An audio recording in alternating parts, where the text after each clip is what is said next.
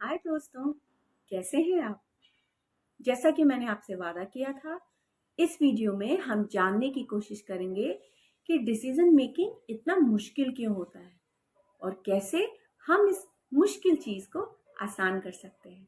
तो क्या तैयार हैं आप? Okay, let's go.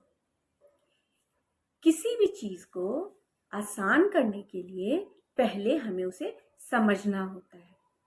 तो आज सबसे पहले हम ये समझने की कोशिश करेंगे कि निर्णय लेना इतना मुश्किल क्यों होता है। आपको मालूम है, इसका सीधा संबंध हमारे ब्रेन से होता है। जी हाँ, हमारे ब्रेन का काम होता है हमें बचाना। तो इसलिए जब भी हम कुछ नया करने की कोशिश कर रहे होते हैं तो ब्रेन हमें बचाने की कोशिश करता है और इस वजह से वो हमें सारे नेगेटिव कॉन्सिक्वेंसेस पहले बताता है। Our brain thrives on risks and dangers. तो वो क्या करेगा, आपको पहले डराएगा। एग्जाम्पल देती हूँ। जैसे अगर आप एक स्टे एट होम मॉम है और आप काम शुरू करने का सोच रही हैं तो आपका ब्रेन आपसे कहेगा मत जाओ, तुम्हारे बच्चे परेशान हो जाएंगे, मेरा घर बिखर जाएगा। अगर आप एक देश से दूसरे देश में जाकर रहने की सोचते हैं तो आपका ब्रेन कहेगा नहीं नहीं, वहाँ सब कुछ बहुत मुश्किल होगा, क्या उनकी भाषा समझ पाओगे, क्या उनकी लाइफस्टाइल को अडॉप्ट कर पाओगे। एक बहुत ही छोटा सा एग्जाम्पल देती हूँ।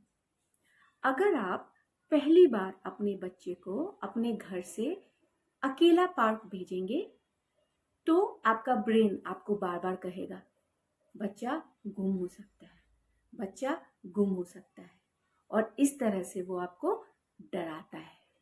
ठीक है, तो पहला काम ब्रेन क्या करता है, वो आपको नेगेटिव चीजों के बारे में बताता है।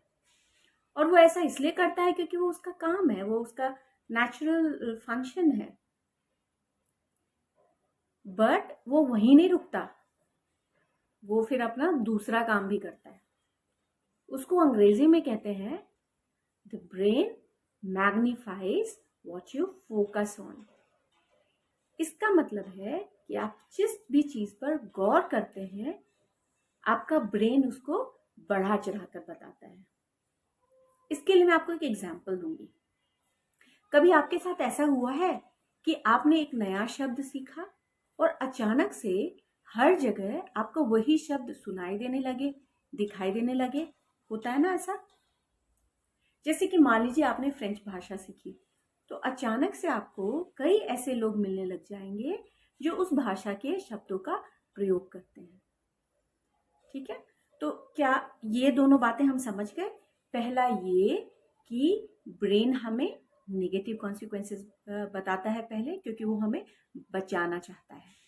और दूसरा ये कि वो उन चीजों को जिन पे हम फोकस करते हैं उनको मैग्नीफाई करता है, मतलब बड़ा करके दिखाता है।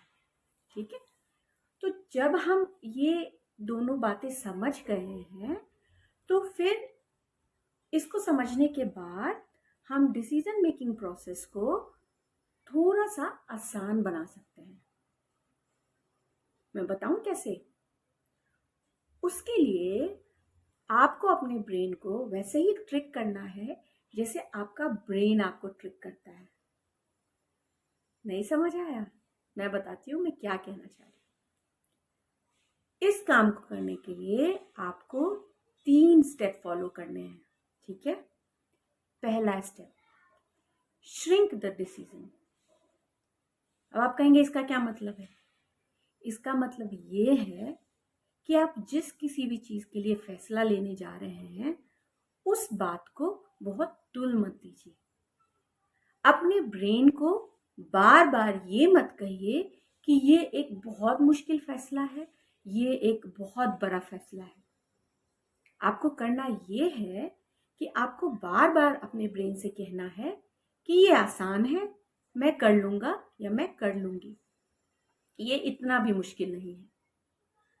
ठीक है, ये बात आई समझ आपको कि आपको उस प्रॉब्लम को बहुत बड़ा नहीं दिखाना है।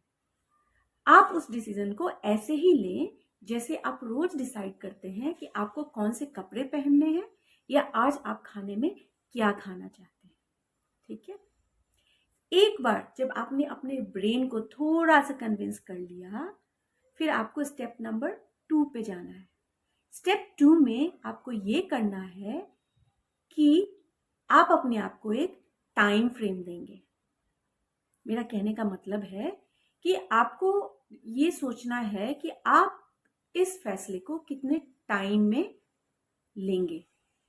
आप 6 घंटे ले सकते हैं, 4 दिन ले सकते हैं, 2 हफ्ते ले सकते हैं। वो आपकी मर्जी है कि आप कितना वक्त लेना चाहते हैं। But make sure that you do not sit too long with the problem.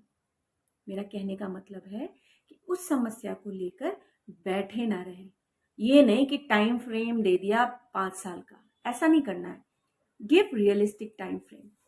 मेरे ख्याल से 2 से 3 दिन या 10 दिन काफ़ी होते हैं हमारी लाइफ के छोटे मोटे डिसीजंस लेने के लिए। और बड़े डिसीजंस लेना चाहते हैं तो 15 दिन से 1 महीना आप लगा सकते हैं, है ना। अगर इन दोनों स्टेप्स को फॉलो करने के बाद भी आपको ऐसा लगता है कि आप फैसला नहीं कर पा रहे हैं, तो आप स्टेप नंबर 3 को फॉलो कीजिए। अब स्टेप नंबर 3 क्या है? ये है सलाह लेना। लेकिन यहाँ बहुत ज़रूरी है जानना कि आप सलाह लेंगे किससे। आजकल हम लोग क्या करते हैं, रैंडम व्हाट्सएप ग्रुप पे सलाह लेते हैं, इंटरनेट पेजेस पे सलाह लेते हैं। ना हम उन लोगों को जानते हैं, ना वो हमारी समस्या समझते हैं। तो आपको सुझाव लेना है उन लोगों से जो आपके जैसे सिचुएशन से गुजर चुके हैं। ये वो लोग होने चाहिए जिनको आप जानते हैं और आप ट्रस्ट भी करते हैं। जैसे अगर आप एक स्टे एट होम मॉम है और आप काम शुरू करना चाहती है, तो आप किसी वर्किंग मॉम से पूछें कि क्या रियल लाइफ चैलेंजेस हैं और क्या कॉन्सिक्वेंसेस होंगे इस डिसीजन के। फिर आप एनालाइज कीजिए कि क्या आप तैयार हैं उन परेशानियों का सामना करने के लिए। अगर आप किसी और देश में माइग्रेट करना चाहते हैं, तो जो वहाँ पे रह रहे हैं उनसे पूछिए कि वहाँ के पॉजिटिव और नेगेटिव पॉइंट्स क्या हैं, और फिर आप सोचें कि क्या आप वहाँ जाना चाहते हैं।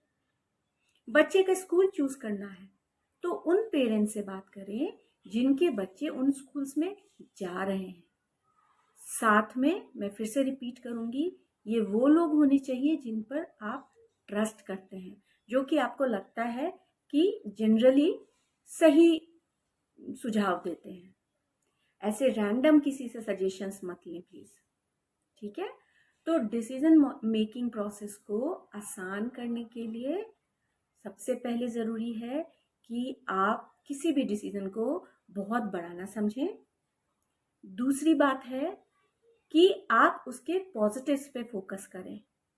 और तीसरी बात है कि उन लोगों से सलाह लें जो वैसे सिचुएशन से अभी अभी निकले हैं या जिनके पास उसका एक्सपीरियंस है। मैं आपको एक छोटी सी घटना बताऊंगी जो मेरे साथ हुई थी। जब मेरा बड़ा वाला बेटा 2 साल 8 महीने का था, तो मैंने काम करना शुरू किया। जब मैं स्कूल गई तो वहाँ जो मेरी को टीचर थी, उन्होंने मुझसे पूछा कि आपका बच्चा कितना बड़ा है। मैंने उनसे कहा कि 2 साल 8 महीने का है। आपको पता है उन्होंने मुझे क्या कहा? हाँ, इतना छोटा बच्चा घर छोड़ के आती हो, तुम्हें डर नहीं लगता? पता है हमारी सोसाइटी में एक छोटा सा बच्चा अपनी नैनी के साथ पार्क में था और उसे सांप ने काट लिया। आपको मैं बता नहीं सकती कि मैं कितना डर गई थी। मेरा दिमाग बस सोचने लगा कि मेरा बेटा सेफ नहीं है।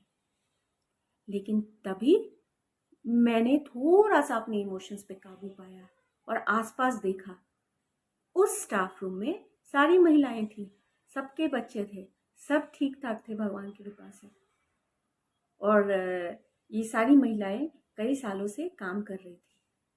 तो मेरा कहने का ये मतलब है कि जब आप एक सिचुएशन में होते हैं ना, तो उसके नेगेटिव बातों को अपने ऊपर हावी ना होने दें, पॉजिटिव्स के बारे में सोचें।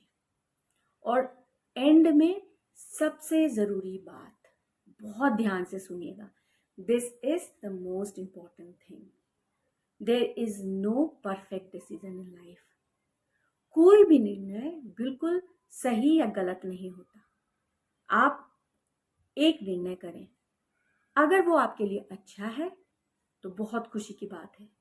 मान लीजिए उसमें कुछ इधर उधर हो जाए तो stick to that decision and make adjustment. क्योंकि क्या होगा ना, कभी भी आप ये नहीं सोच सकते कि जो डिसीजन होगा वो बिल्कुल ही सही है या बिल्कुल गलत है। प्लीज रिमेम्बर, कोई परफेक्ट डिसीजन नहीं होता, लाइफ होती है। और लाइफ में धीरे धीरे आगे बढ़ने के लिए हमें धीरे धीरे बदलाव लाने पड़ते हैं, और उन बदलाव को लाने के लिए हमें कई आसान और मुश्किल फैसले करने पड़ते हैं। क्या आप मुझसे अग्री करते हैं? अगर आप मुझसे अग्री करते हैं तो प्लीज़ मेरे वीडियो को लाइक करें, मेरे चैनल को सब्सक्राइब करें और इस वीडियो को शेयर करें। Thank you very much.